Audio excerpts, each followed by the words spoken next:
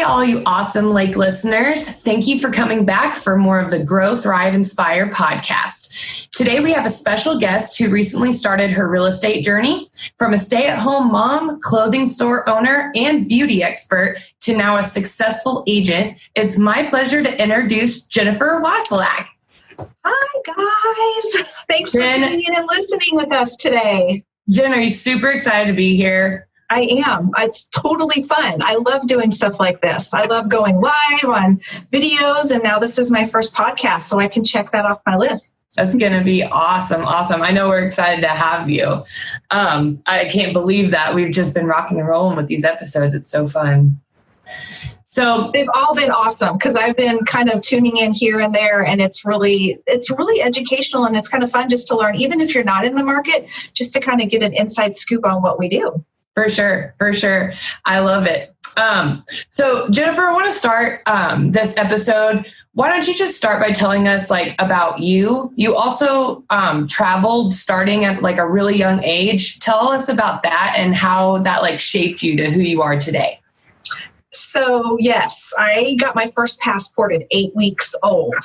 Wow. So I wish I still had that. I don't know where it went, but I think that would have been cool because I guess it was my birth announcement picture that was in my passport. But my dad had an export company, and so he always traveled the world. And until I had to start school, my mom and I would travel with him.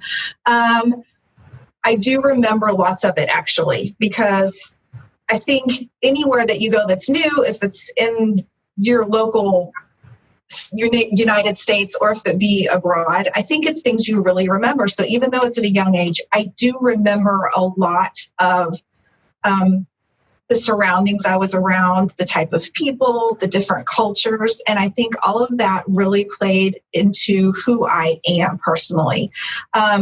We kind of live in a bubble here at the lake, and it's kind of like a safety zone to me. Yeah.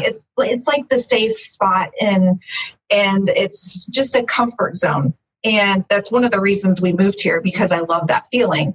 But I feel that traveling for me really in my later life, especially now, played into a fact of appreciating different cultures and understanding different religions and understanding different people's backgrounds and appreciating them to make it different than who I am. And I think that makes my frame of mind when I meet someone or if I see something on TV, be like, appreciate it more, because it is something that I didn't grow up with, but it is there, and that's part of our world.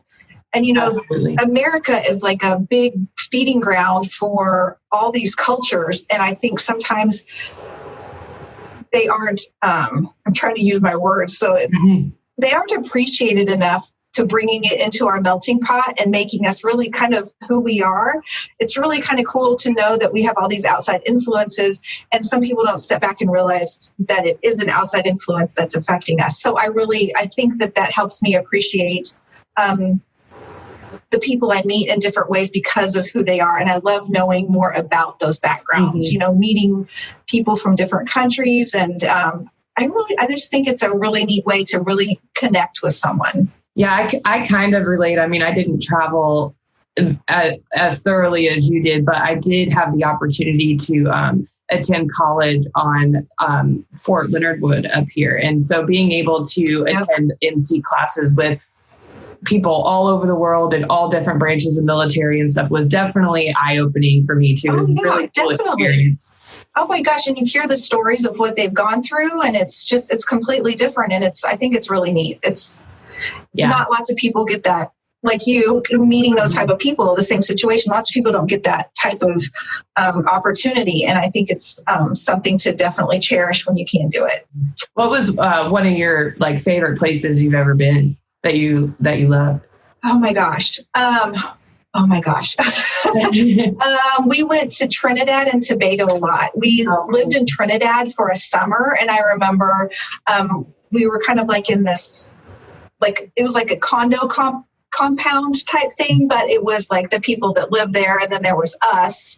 And so my best friend was this little girl, this native girl to Trinidad, and I remember the dogs running, there's wild dogs everywhere. And I remember, like we would play together every day. And I remember watching the Michael Jackson Thriller video for the first time. Oh, yeah. Like, I wish I could remember her name, but we were the same age. It was grade school. So that was a super fun thing because we were there for so long that I really connected with her. But then another one that really stands out to me is we went to Singapore and Hong Kong and Thailand after the Tiananmen Square riots, which was back in the 80s, if I'm correct. I'm aging myself here, but we were supposed to go to Beijing, but with the riots happening, we moved things around. So I saw a lot of protesting, and I remember that when we were in Hong Kong, and I remember, we went in Bangkok. There's a place called what's it called?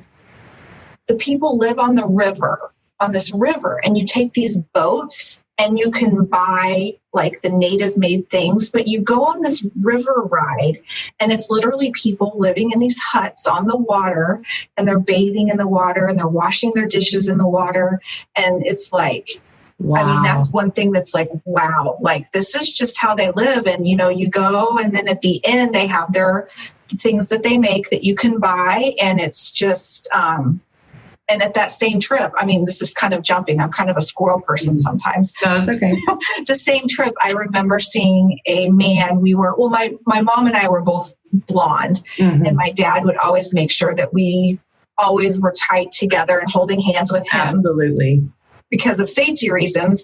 And I remember walking across this bridge, and there was a gentleman there who had no arms and no legs, and he was asking for money. And I was like, obviously I probably stared, unfortunately, as a child, but I also was like, Dad. And so my dad gave him money, but that man, I will never forget him. It was just something like, I didn't ever see that. I've never seen anything like that since, but it just kind of makes me appreciate to this day at my age of 45, remembering that, appreciating more than just what I have, but I still have my arms, it's like, what did he go through? And so that's amazing. Yeah, it is amazing. I love stories like that. And I love that you bring that to the table and to this industry down here. That's powerful.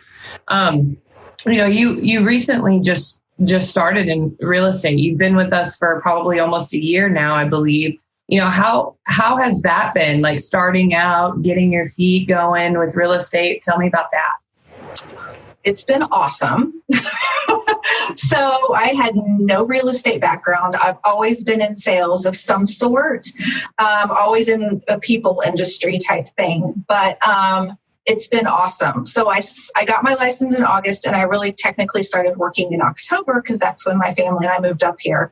And it's been fast paced.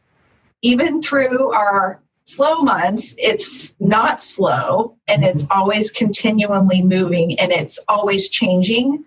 And I love that. It's been so exciting. And being on a team that I'm on with the people that I'm with, it's no brainer, totally connected with everybody, which makes it even better.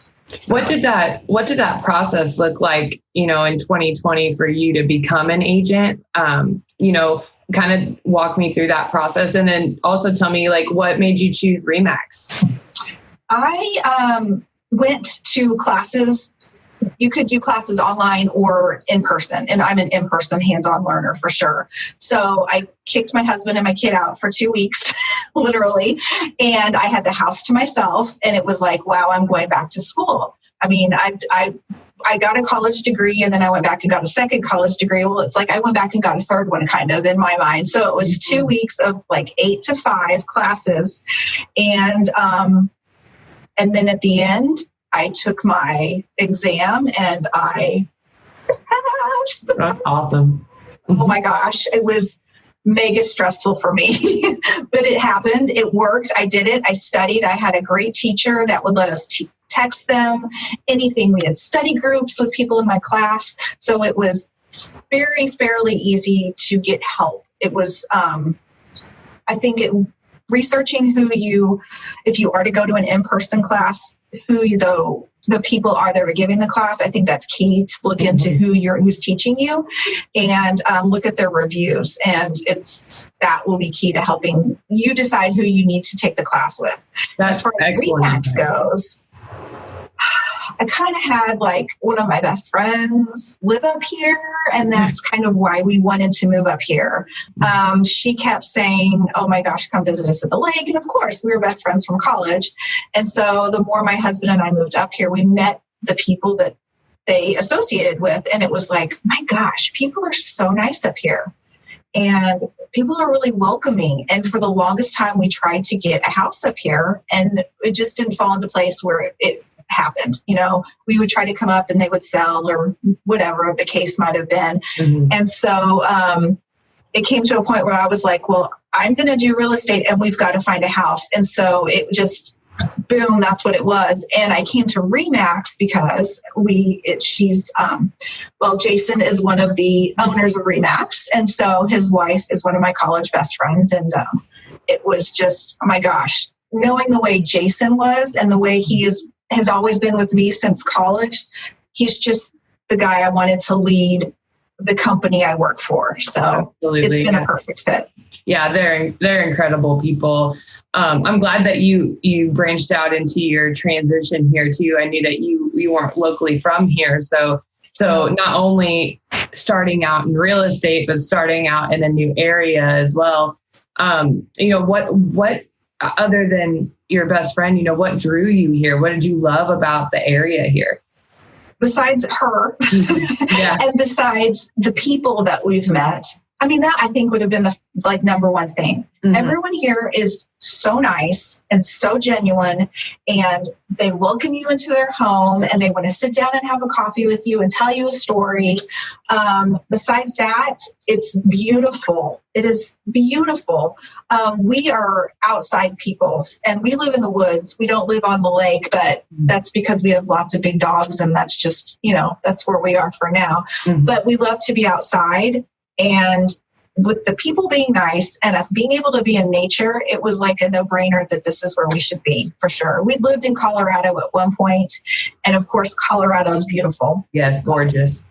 It's just not the community that we have here that makes it like a key selling point, especially for a family. I love that. Speaking of the area and you coming here, what was your new favorite restaurant and why? Food and drink. I love food. Did you know that I can't pick one because I love food? So I'm going to say three. Okay. My three favorite places.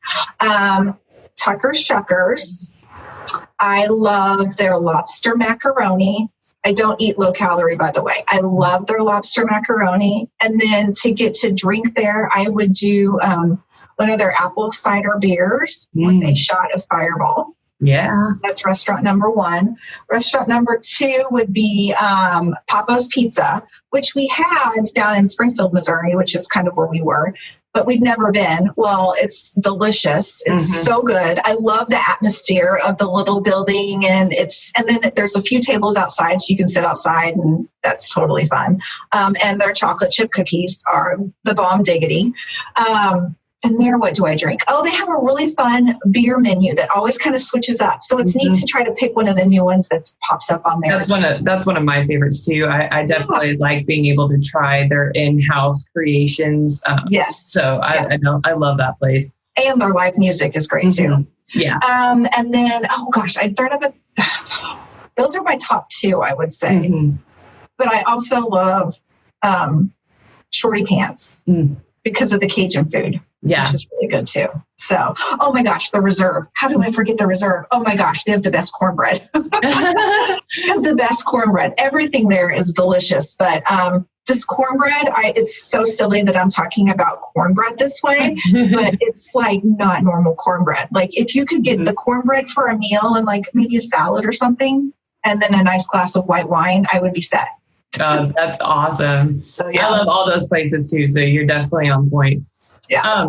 Switching kind of back to obviously real estate, but you had mentioned that you joined your team when you started, which is the Signature Realty Group. What advice and help have you received from your awesome team leaders, Derek and Danae? Number one thing is consistency. Number one thing, like across the board, is consistency. If it be in following up with phone calls, my 60-step plan for every person I get as a lead that I have implemented through phone calls or text messages or emails, social media presence on Facebook, YouTube, LinkedIn, Instagram. It's consistency. And the more people see your face, the more people see who you're with, what you do, they're going to remember who you are. And that is major. And follow up with everybody. Yeah. All great advice. I love that too. What about like the culture of your team or like the culture of your company? You know, we talk about all the time kind of making sure that culture fits who you are and it jives with your personality. So describe those cultures for me. Well, we have got a team of, Derek and Danae, and then I've got 2 other agents on my team. And then we have a closing coordinator at the front. And we are an awesome little bubble family here. Everybody always has their doors open. We're yelling across the office, hey, giving each other trouble. And we're also, I hear them talking on the phone and I hear people brainstorming with other people in the office. And it's so great to hear that as a new agent because it's like, oh, how do you handle this kind of situation? And then if they're like, I don't know, go over there. And it's completely different opinion from the person over here. And It really makes you be able to like combine and think, how am I going to handle this? But it's nice to have these people who have been in it for years give me their input on how to deal with different situations. So love that. Yeah, we're all about sharing. And I think having to get those different perspectives definitely gives that full picture, rounded view, which I think is really cool. Yeah. One last question about your team. What do you love most, especially since you're a recently new agent? What do you love most about being on a team? Oh my gosh, the help. I could not imagine doing this without help. So my very first contract was a lady who called in and said, I want to buy a house. I didn't even show her the house and I was supposed to write a contract. And of course, Derek and Danae are gone. And so I have to go to another team member. And I'm like, yeah, I learned like a month or 2 ago how to write a contract, but I've never physically done it. And it was like, Mark sat down with me and helped me go, page by page and double checked what I did. I mean, I could not have done that by myself at all. And it's like, I always have someone to lean on. I have someone to call for every simple question or complicated question because I'm still learning about doc permits and doc size and how far, it's a lot to learn, especially if you're not from here and you don't experience having a doc like we don't. There's so many different rules and regulations that are just it's not common knowledge. For sure. I know. And that's one thing that really surprised me too when I got into our industry was learning about how each market is so specific to different things. So like our market being that want, not a need, and learning about all of those doc envelopes and all of that. It's just, it was eye-opening, but it was really interesting to get that knowledge though. Yeah, I definitely brought that up. That's a really cool thing. What advice do you have for people who are considering joining real estate? It's awesome. It's fast-paced. It can be slow-paced as well. I would say definitely highly consider being on a team if that fits your personality. Some people, that just might not be what they can groove with, but I think the support, especially if you've never been in this field, is unbelievable when you are part of a team. Research the companies you work for because they're not all the same. I think, look into reviews of different agents that you maybe stand out in your community and read the reviews of them and the different companies they work for and see if you can kind of find out a background about each one of those too. I think that's a big plus to deciding where you should go and what you could fit into best. That's awesome advice. I couldn't have said that better, Jen, honestly. What have you found to be your favorite thing with working with clients now? Meeting them and getting to know people personally, not just showing them houses. The last closing I did, it's like the day after we closed, my family and I went over to their house and had dinner, and we were there till like midnight. It's like we became that close through the whole process. It just gives me goosebumps to think about, it's not just the selling of the house, it's getting to know a family and their background and who they are and where they come from and what they believe in and why they bought here. It's just this whole lifelong friendship that now I'm building with all these people, and I love it. I absolutely love it. That's really cool. I think it's awesome when you can experience something like that, helping them get and see that perfect place, and then being able to enjoy it with them when they're and it was such a cute house. Oh my gosh. I remember when it came on the market, I was like, I showed it to my mother-in-law. I'm like, oh, you guys need to get this house. And I actually sold that one to somebody else. And so that was kind of a cool thing. That is really cool. Yeah. So I want to kind of switch gears on you and talk about, your social media presence. You have an amazing social media presence. And I have seen posts about, your blonde, brunette, and redhead that you've been doing with Carrie and Danae, that those ladies on your team. How did that come about? What do you guys do for these posts, and what engagement have you seen? I kind of thought of that idea, and I was like, how can we, there's always the blonde, brunette, redhead jokes. And so I approached them and I was like, how can we make this work? Because we're the only 3 girls on our team, and then we have 2 bald guys. So that's kind of the background on that. And so I was like, how can we incorporate this? And they're like, gosh, that could really catch on. And it has. And so we started just trying to do a monthly post or 2, if it be at a local establishment, to promote that establishment, maybe try to do giveaways. And we were at a meeting, a women's in business thing the other day. And they were like, oh, it's those brunette, blonde, and redhead realtors. People were like, yes, you know who we are. But we try to use the little emojis to brand us. And it's just a way to promote local things in the community and then bring it back to us as well. So I think it's super fun. It's a neat idea too. I've seen you guys do the jackets and stuff. That is super awesome. Yeah, they are super cute. So you not only do that with your social media, but when you started, you also mentioned that you do a lot with makeup and beauty. Tell me about how that is for you and how you kind of use that for real estate as well. Totally. So I am an independent makeup artist for a direct sales company called Mascara Beauty. And what I've learned from my leaders there and from my conferences I've gone to is just kind of what, the social media presence and being in front of your clients. People are always watching you, and you might not know it. They might not be commenting on your posts. They might not be liking. They might not be engaging. They might not be reaching out to you for any reason, but they're always watching. And to keep that in mind, people are always watching me with my real estate posts. I've had people reach out to me. Hey, do you know a person in this town that's a real estate agent?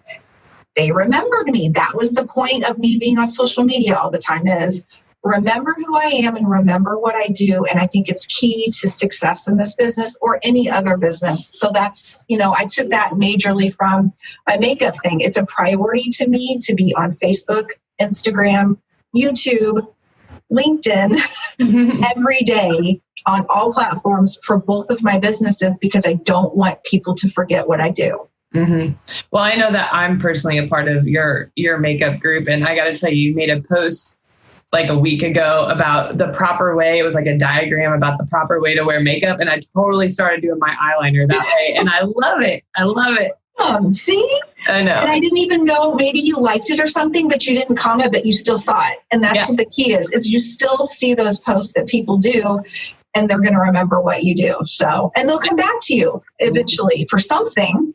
I know. And it's super fun. And your makeup is fantastic. I mean, not only the way that you do it, but the brands that you use and how you promote it. It's super fun. But that, again, might just be, my personality. I just love it. I get behind it. I think if it's with anything you love, if it be makeup or real estate or oh my gosh, whatever it is, when you love it, it's so not hard to do. And it's so not hard to promote it. And it's not hard to be on all your platforms of social media every day because it's fun and you love to do it. Mm-hmm. It's not work. Yeah, it doesn't become a job. That's not my work part. That's my fun part. Yeah. So, and there are times when you get really busy and you need to plan ahead for those times when you are really busy. Planning out your monthly schedule of what you're going to do social media wise is a big thing that I've done with my team. It's not just my monthly goals dollar wise, but it's my social media wise too, alternating my platforms of if it's entertaining, informative, or just kind of, and then my humor. So it's like you educate people, you want to make them laugh, and you want to, you don't want to keep it straight across the board, always pushing your product, always pushing my houses, or always pushing my makeup. You want to educate them and entertain them as well. And keeping that rotation is important as well. So it doesn't just become static. Here I am to sell you a house. It's, across the board. So. Yeah. And I love that you alternate it too. And inform. Yeah. Mm-hmm. Yeah. When we were going through like COVID, how did you change kind of your social media strategy? What were some of the results that you saw? I tried to not be so, I tried to be more empathetic, I think, in my posts. I still wanted to be present in what I was doing, but I wanted to take in consideration of what our country and our world was going through. I felt like continuing to do that, if it be in social media or in emails that I would send out. I even sent out lots of handwritten notes to customers. And it wasn't about selling. It was just, hey, I'm just reaching out to you, letting you know that we're going through, this time. There's something you might need, whatever the case might be. It was still staying consistently in front of my people. And I think that was great because whenever people do feel comfortable enough to be able to reach back out to say, okay, now I am ready to buy, because things drastically changed. I mean, I had a lineup of people ready to buy, and then it was like, stop. And you can't let that stop get you down. You had to keep pushing forward and realize you'd already started building those relationships and they're not gone. Mm-hmm. That you need to continue building those relationships even through this time that is unlike anything we've ever been through. So, well, I love that you took the time to not only keep your name in front of them, but just be a resource for them through that time. I mean, I found like that was the best thing to do through that process too, was, hey, I'm here. If you need, toilet paper or whatever, like I can be that person. And people remember that. So yeah, they do. I love that. So when you were making your videos, where are you like getting your inspiration? What are you doing beforehand to plan and like get in the right mindset? You were showing houses and shot like a candid, fun video, but at the end, it kind of included the importance of getting pre-approved to get a jump on that competition. That's just one example I'm thinking of. Tell me what that's like when you shoot a video. They're all spur of the moment. Are they? I don't plan anything. That's fantastic. Literally in one of our meetings, someone said, do the 5, 4, 3, 2, 1, go. And I will literally do that in my head, and I make myself film something by the end of me saying 1, and it will just happen. And I have no idea what I'm going to say. I never plan it out. And I think that's the best way to bring your personality forward in a video. And usually they're always live so that I can't rewind or make it go away. So, whenever I do a video, it's like, I need to go live. Being live is super important on social media, and I need to go live more often. I honestly do. I need to count down more often and go live more. But I don't plan it out. When I mentioned the being pre-approved thing, that's just something that was in the back of my head that I remember Derek and Danae talking to me, or maybe I saw a video or a training, and there was just things that people kept making sure there were points that were hit, being pre-approved, being prepared for the market that we're in right now with multiple offers, preparing buyers for what's going on out there. And it literally popped in my mind, and hey, here's my fun point. Make sure you're pre-approved. And I do send that out to a lot of people a lot of times, is don't forget that. That is huge when you're trying to negotiate something. So yeah, it's all on the whim. It's just go live, Jen. You need to go live. So let's just go live and figure out what we're going to say when we go live. I love that though. And I like that when you don't have it pre-planned, it kind of brings more of just yourself to the table. And people like that realness, I feel like, especially today, Yeah. So what advice do you have for anyone interested in doing video or social media, but they're just not sure like how to start? It's intimidating, especially to go live. I went live and I go live a lot in my makeup stuff, but getting used to being in front of the camera, it's really it makes you really anxious and like it's sweaty and you get hot and you're clammy. And what if I mess up? If you're not live, you can always re-record and do it over again. But being live, I think, is a really important thing to do because, like you just said, it brings out your personality. And you can't mess up your personality because you're who you are. So just talking, like we're talking and making it a video about this house that you're looking at and the view or whatever it might be, jumping in and doing it and doing the 5, 4, 3, 2, 1 and go and just go live and just let it flow. And people will hop on. Even if they don't hop on, they're going to see it later. And it's great. So as far as going live, just 5, 4, 3, 2, 1 it and go. Yeah. As far as other social media, rip off the Band-Aid. Exactly. And then you'll be done. I did it. And it's not that bad. It's not that bad, I promise. As far as other social media goes, it's easy. It's just being creative and being consistent. Finding a bunch of images or topics you want to cover and posting those. And if it be every Friday you post on LinkedIn, and every Wednesday you post on YouTube, and every Monday you post on Instagram, or if it's, whatever your schedule might be, write it down and just start doing it and marking it off. That's how I have to mark it off the list. Mm-hmm. And I'm a check off person too. I got to write it. Girl. That's why we have the same birthday. And that's why exactly. Same birthday. It's an Aquarius thing, I think. Yeah. So just consistency and setting it down. Just do it. Mm-hmm. It's not hard and you can't mess up. That's cool. Yeah.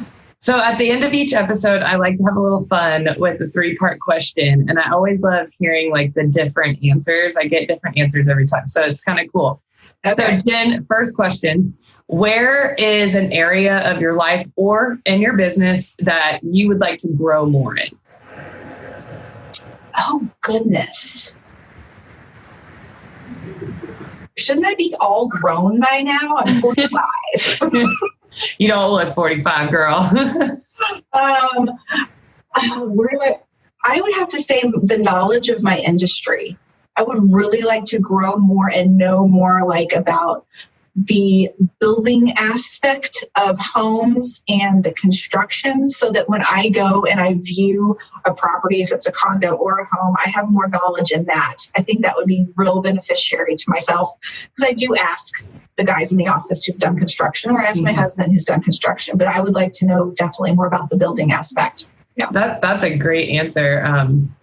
I think a lot of people would want that knowledge as well. I know I would if I was personally an agent. I think being able to carry it from very beginning all the way through the end would be really cool to have in Tool Belt. Yeah, lots of people look for lake homes here as their second home and they're going to renovate it somehow. They don't want it. The price point is probably going to be less than their primary residence, but they want to update it some. And it's to have knowledge of, just different construction, to be able to go in and be able to talk to them about that during their process to deciding which house they want to go with, I think would be a big plus on my side. Well, so. Okay. Second question. In what area, personal or business again, are you thriving in right now?